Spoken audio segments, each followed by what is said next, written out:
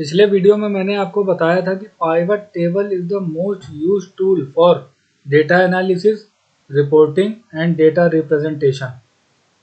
दोस्तों, मैंने आपको बताया था कि पाइवट टेबल से डेटा को समराइज किया जाता है और एक स्पेसिफिक रिपोर्ट निकाली जाती है जो टर्नेबल होती है, और ओरिएंटेशन वाइज हम उस रिपोर्ट को अलग अलग तरीकों से प्रेजेंट कर सकते हैं।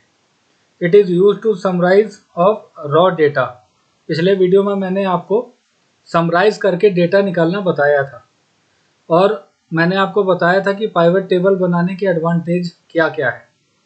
तो इसके एडवांटेज एक बार फिर मैं आपको रिवाइज कराता हूँ। To generate different types of report in different views. Unique record बनाने में इसका यूज किया जाता है। Report in comparison mode use for calculation and analysis. दोस्तों, पाइवट टेबल मैंने आपको बताया था कि चार पिलर्स पे खड़ा होता है। पहला होता है filters to show specific report. दूसरा कॉलम होता है जिसे हॉरिजॉन्टल मोड में देखने के लिए कॉलम का यूज़ किया जाता है।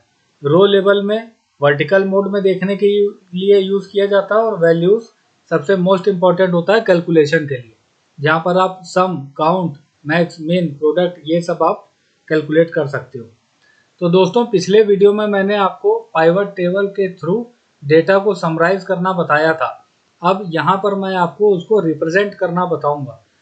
सबसे पहले आपको डेटा को समराइज करना आना चाहिए, उसके बाद आप उसको रिप्रेजेंट कैसे कर सकते हो। तो मैं आपके लिए यहाँ पे कुछ क्वेश्चंस और उनके सॉल्यूशंस लेकर आया हूँ। सबसे पहले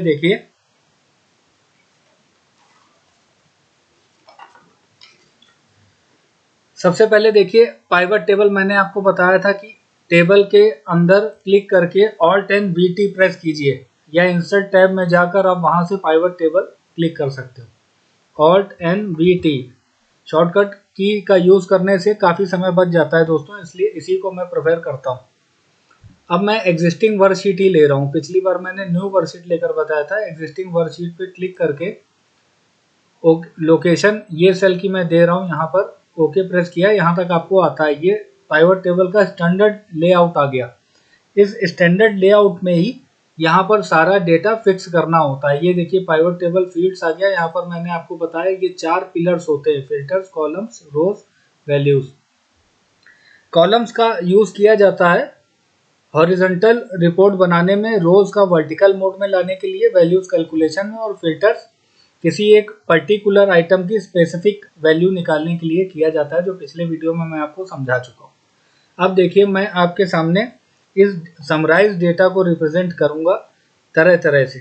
सबसे पहले मेरे पास एक क्वेश्चन है, how many times has the goods been received from one party. आप ये डेटा यहाँ पर देखिए। सबसे पहले आपको डेटा के बारे में पूरी नॉलेज होनी चाहिए कि ये डेटा किस तरह का है और उसको कैसे आप समराइज करोगे, तब आप उसको रिप्रेजेंट कर पाओगे। दोस्तों, तो यहाँ पर मेरे पास एक क्वेश्चन है कि how many times has the goods been receive from one party. एक पार्टी से, किसी एक पर्टिकुलर पार्टी से कितनी बार मटेरियल रिसीव हुआ है वो मुझे काउंट करके बता दो। तो यहाँ तो इसको किस तरह से करेंगे आप देखिए। यहाँ पर मुझे पार्टी बताना है, तो पार्टी नेम को सबसे पहले मैं रोज में ला रहा हूँ। ये देखिए मैं ले आया, ये होता है वर्टिकल मोड। रोज में ले आया मैं, देखिए देखने में भी अच्छा लग रहा है। अब मुझे बताना है कि किसी एक पार्टी से कितनी बार मटेरियल रिसीव हुआ है जब से कंपनी चालू हुई है। तो अब ये देखिए यहाँ पर मैं क्या करूंगा, इसी पार्टी नेम को मैं वैल्यूज में लाके रख दूंगा। मैं वैल्यूज में जैसे रखूंगा ये इसको काउंट कर देगा, क्योंकि ये टेक्स्ट है। टेक्स्ट को यहाँ पर न्यूमेरिक वैल्यू तो है नहीं जो सम करके देगा, तो जब वैल्यूज में हम टेक्स्ट रखते हैं तो उसको काउंट करके ला के दे देता है। ये बहुत इंपॉर्टेंट फैक्टर है। ये देखिए इसने काउंट कर दिया कि किसी एक पार्टी से कितनी बार मटेरियल आया है। ये पहले क्वेश्चन का आंसर है। अगर आप वैल्यूज में किसी न्यूमेरिक वैल्यू को रखते हैं तो वो सम करता है, टेक्स्ट को रखने पे वो उसको गिन के ला के दे देता है। ये मेरा पहले क्वेश्चन का सॉल्यूशन हो गया। दूसरा क्वेश्चन मैं आपको डेटा को रिप्रेजेंट करना, समराइज करना आना चाहिए। तो आप बार बार प्रैक्टिस करोगे तो आप अच्छी तरह से इसको समझ पाओगे। नेक्स्ट क्वेश्चन है, how many times have any goods been received. कोई एक पर्टिकुलर आइटम या करिएंडर, ब्लैक पेपर, मेस, या जितने भी मेरे पास आइटम हैं, मैं कोरिएंडर का जानना चाहता हूँ कि ये कितनी बार मटेरियल आया है, जब से इनिशियल स्टेज से अभी तक कितनी बार आया है। तो देखिए मैं इसको अभी हटा रहा हूँ, यहाँ से क्लियर कर रहा हूँ, एनालाइज टैब से जाके क्लियर कर रहा हूँ। अब देखिए ये मैं क्या जानना चाहता हूँ, आइटम को मैं रोज में ला रहा हूँ और आइटम को ही मैं वैल्यूज में लेकर चला आ रहा हूँ। तो ये देखिए इसने बता दिया कि कोई एक पर्टिकुलर आइटम कितनी बार रिसीव हुआ है। ये देखिए ये होता है डेटा को रिप्रेजेंट करना, अलग तरह से फिल्टर करके रिपोर्ट्स निकालना पाइवट टेबल के थ्रू। देखिए कितना आसानी से ये हो गया। तीसरा क्वेश्चन है, what is the total amount of any one party. किसी भी एक पार्टी का मुझे पर्टिकुलर अमाउंट जो पे करना है वो निकाल के बताइए। तो मैं अभी इसको क्लियर करके मैं बता रहा हूँ आपको। पार्टी लेना है, रोज में ले लेते हैं और बिल अमाउंट को वैल्यूज में ले लेते हैं। ये देखिए निकल के आ गया तीसरे क्वेश्चन का। अब यहाँ पर न्यूमेरिक वैल्यू थे तो इसने सम करके लाके दे दिया। चलिए बढ़ते हैं अगले नेक्स्ट क्वेश्चन की तरफ। अगर मुझे इसी डेटाबेस से कहा जाए कि how much money do we have to pay for a single item, किसी एक पर्टिकुलर आइटम के लिए मुझे कितना पैसा चुकाना पड़ेगा, तो तब मैं क्या करूँगा। तो देखिए मुझे आइटम को रखना होगा रोज में। आपको ये आना चाहिए कि आपको एक पर्टिकुलर फील्ड को किस सेक्शन में रखना है, और बिल अमाउंट को रखूंगा वैल्यूज में। तो ये देखिए निकल के आ गया, black pepper, coriander, garlic flakes, mace, onion powder, white, सबके अलग अलग बिल अमाउंट निकल के आ गए कि इस आइटम के लिए इतना पे करना पड़ेगा। तो देखिए आसानी से हम यहाँ पर काउंट भी कर रहे हैं, सम भी कर रहे हैं। अभी मैं आपको मैक्स भी लगा के दिखाता हूँ। नेक्स्ट क्वेश्चन की हम तरफ चलेंगे। What is the highest bill amount for a single item. मुझे बता दो कि किसी एक पर्टिकुलर आइटम का मैक्सिमम बिल अमाउंट कितना है, ये कैसे ड्राइव करा जाए। तो चलिए इसकी ओर चलते हैं।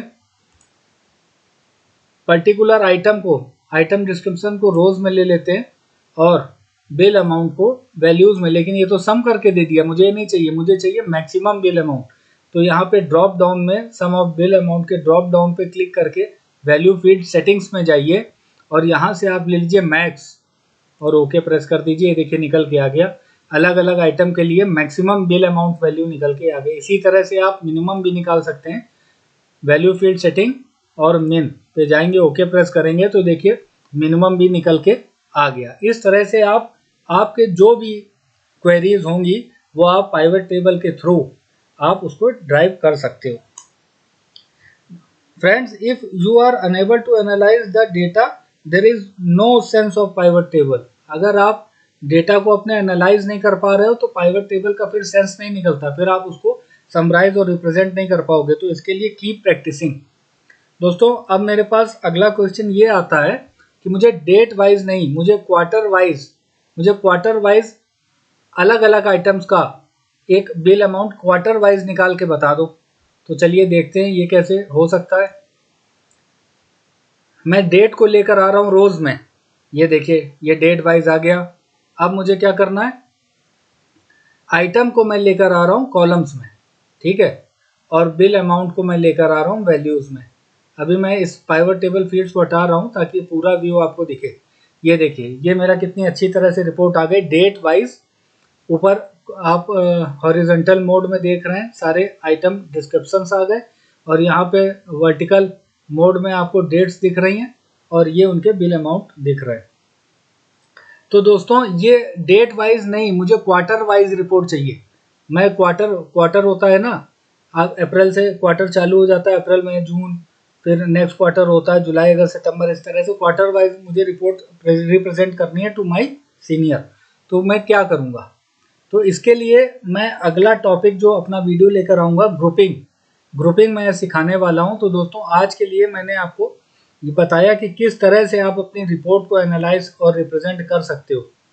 तो दोस्तों आगे आने वाले वीडियो में मैं आपको पाइवट टेबल के थ्रू ग्रुपिंग सिखाऊंगा कि क्वार्टर वाइज कैसे और उसको कस्टमाइज कैसे किया जाता है, ये मैं सिखाऊंगा। आज के लिए बस इतना ही। थैंक यू दोस्तों, हैव ए नाइस डे।